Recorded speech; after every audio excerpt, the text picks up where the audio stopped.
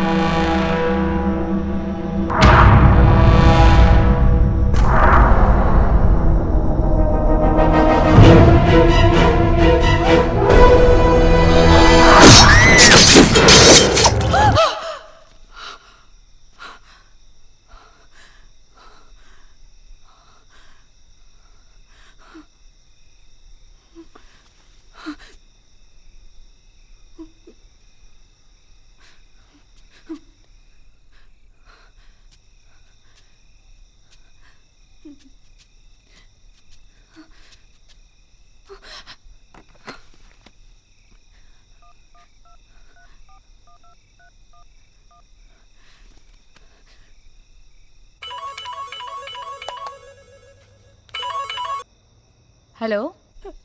Hello hello दीदी, रेणू बोलते. हे हाय रेणू. कुठे आहेस तू?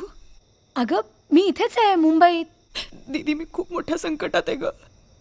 राजस पाकिट विसरला म्हणून बाहेर गेला आणि एक भलताच राजस घरात घुसला आणि आमची कामवाली बाई आहे ना, ती पण वेश आणि भाषा बदलून घरात घुसली. दोघांनी खूप त्रास दिला ग मला, खूप छळलंय. मला मेंटल हॉस्पिटलमध्ये ऍडमिट करणार असं म्हणाले. अगं रेणू रेणू तू काय बोलतेयस? मला काहीच कळत नाहीये. मला पण समजत नाही मी काय म्हणते, पण मी काय करू ग? पप्पा नाहीये, राजस नाही. मला मला तुझ्याशिवाय कोणीच नाहीये ग. प्लीज हेल्प मी विथ दिस.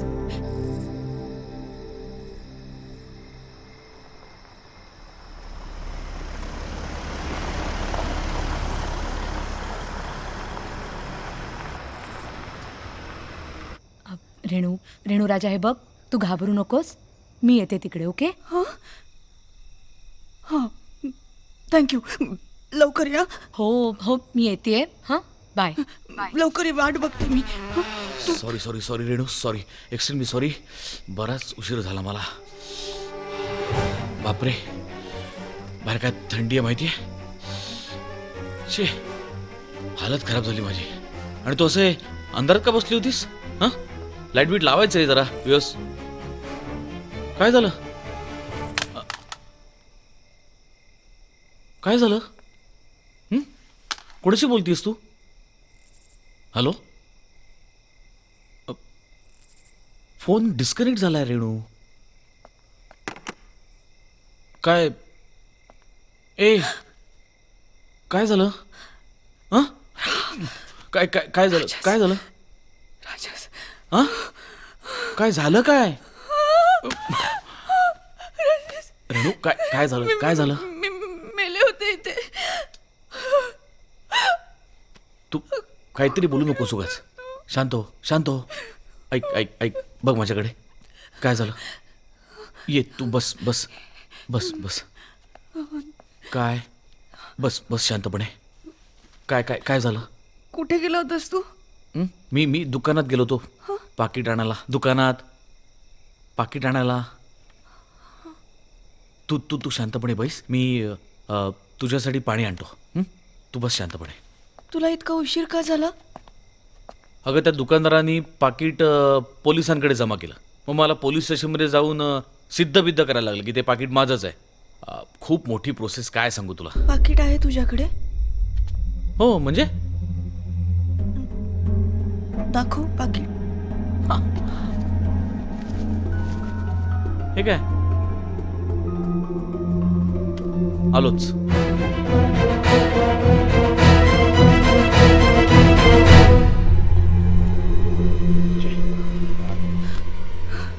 रेणू, साध्या पाण्याची बाटली कुठे आहे का? हा, मिळाली.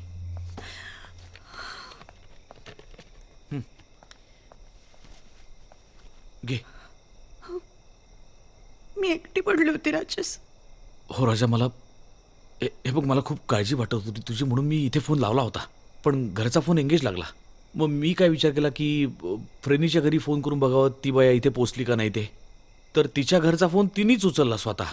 मला म्हणाली सॉरी सॉरी तो हा आला अचानक काय त्याचं नाव रोशन. तर त्याच्या जेवणाचं बघते आणि मग आपल्याही जेवणाचा डबा घेऊन येते म्हणाली. म्हणजे आता ती पोचेल इथे कुठल्याही क्षणी. So dinner is sorted, don't worry. Freny येऊन गेली इथे. कोण आली होती? फ्रेनी आली होती तर मग तिने मला तसं सांगितलं का नाही फोनवर? कारण ती ही फ्रेनी नव्हती. व्हॉट? ती नेहमीप्रमाणे मागच्या दाराने आली. यमुनाबाई. कोण? यमुनाबाई.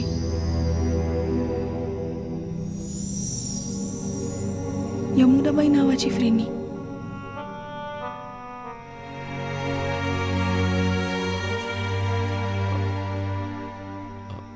रेणू तू सॉरी म्हणजे पण तू काहीतरी असंबद्ध बडबड. असंबद्ध बोलत नाहीये मी. फ्रेनी सारखीच दिसणारी एक बाई आली होती. तिने मला तिचं नाव यमुनाबाई असं सांगितलं. नाही, आधी मला तिने असं सांगितलं माझं नाव यमुनाबाई आहे. नंतर ती असं म्हणाली की माझं ते नाव नाही आहे, माझं नाव सरस्वतीबाई आहे. मला काहीही कळत नाहीये. मला फक्त एवढंच कळतंय की मी बाहेर गेलो होतो तेव्हा इथे एक बाई आली होती, राईट? फ्रेनी, खेडवळ मराठी बोलणारी फ्रेनी. रेणू तुला भास होत नाहीयेत राजस. आणि तुला जर का असं वाटत असेल ना तर तू डॉक्टर काकांना फोन कर आणि मेंटल हॉस्पिटलमध्ये ऍडमिट कर. मला ते जास्त सेफ वाटतं. रेणू, मला काहीतरीच काय बोलतेस तू? मी असं काही म्हणालो? हा राजा, मला खूप काळजी वाटते का तुझी, म्हणून मी म्हटलं की आय नो तुला काळजी वाटते कारण माझं डोकं अजून ठिकाण्यावर नाहीये याची खात्री वाटते तुला. माझ्या बोलण्याचा तू असा भलताच अर्थ काढणारशील तर माझं बोलणंच खुंटलं ना रेणू. ओके. मी बाहेर गेल्यानंतर इथे एक बाई आली होती. पुढे एक बाई आली होती जिचे कपडे आणि भाषा वेगळी होती.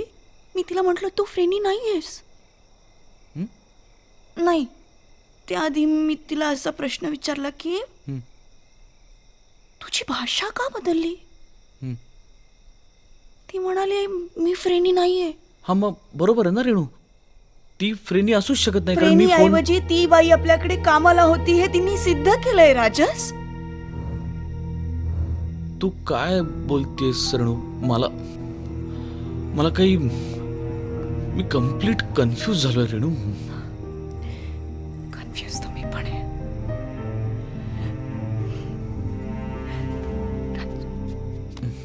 ती ना फ्रेनी सारखी सराईतपणे वागत होती. म्हणजे तुझ्या आवडीचे पोहे, माझ्या चहामध्ये आल्याचा तुकडा आणि हे सगळं सोड. तिला तो कुत्रा पण आठवतो, पंटू. कसं रेणू?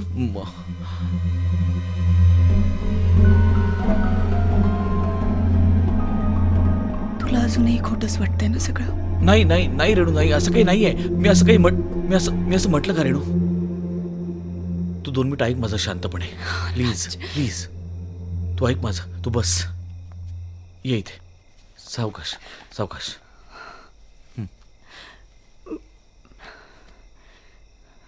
रेणू, मी तुला मगाशी म्हटलं ना तसंच काहीसं होत असावं. काय? म्हणजे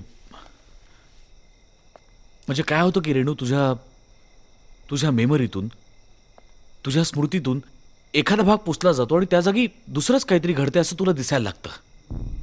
म्हणजे आपण फ्रेनीची वाट बघत होतो. म्हणजे मी बाहेर गेलो, नंतर तू फ्रेनीची वाट पाहायला लागलीस. तुला असं वाटायला लागलं की फ्रेनी आत्ता येईल, मग येईल, पण फ्रेनी आलीच नाही.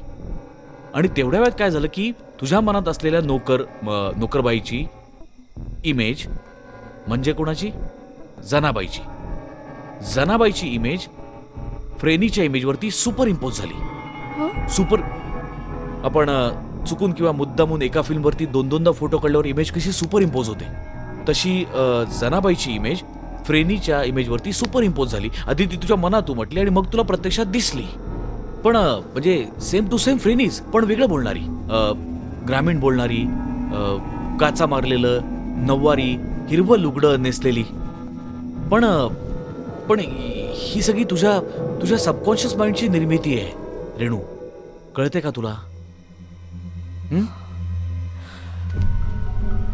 याला वेडेपणाची अवस्था म्हणतात राजस. सगळं प्रत्यक्षात घडल्यासारखं कसं घडेल?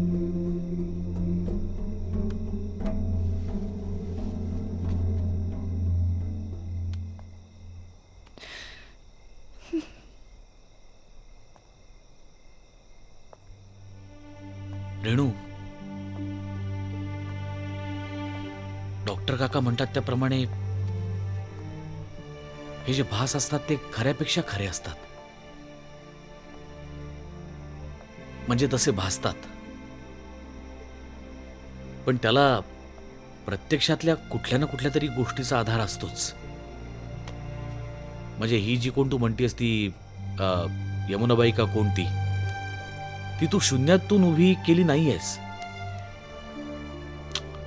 तिला प्रत्यक्षातल्या जनाबाईचा आणि तुझ्या आठवणीतल्या फ्रेनीचा आधार होताच. राजस, काय झालं? राजस, राजस, काय झालं? राजस, काय झालं? राजस, हां, हां. आणखी एक राजस आला होता. म्हणजे तुझ्यासारखेच कपडे घातलेला, तुझ्यासारखंच बोलणारा. तो तूच होतास, पण तो तू नव्हतास. म्हणजे हे असं मी असं इनफ, बिलीव्ह मी. इनफ नाव. आपल्या घरात कुणीही आलं नाहीये, कुणीही गेलं नाहीये आपल्याशिवाय. आता फ्रेनी येईल, जेवणाचा डबा घेऊन तू थोडस जेवणार आहेस आणि मग औषध घेऊन शांतपणे झोपणार आहेस. Got it? Sorry sorry sorry sorry sorry sorry sorry.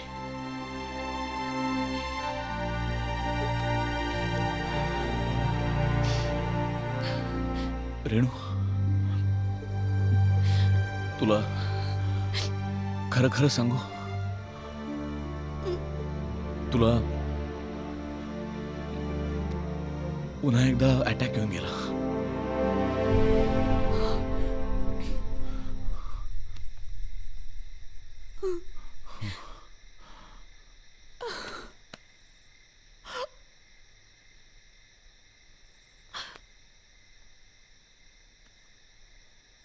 राजस, ती आली होती, तिने सगळं उकरून काढलं. ती मला म्हणाली, पोहे फेकलेस, दारूचा ग्लास झिडकारलास, एवढा श्रीमंतीचा माज असेल तर तू तुझ्या घरी.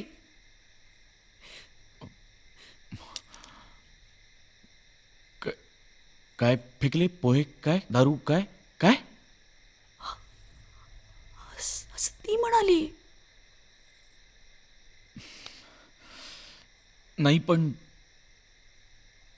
पोहे फेकलेस, दारू फेकलीस म्हणजे काय? अरे मी पोहे फेकले, मी दारूचा ग्लास झिडकारला. म्हणजे तुला असं म्हणायचं की ती कोणती गावंढळबाई ती आपल्या घरात येऊन ती दारू पित होती असं? हो, फ्रेनी सारखंच पतियाळा.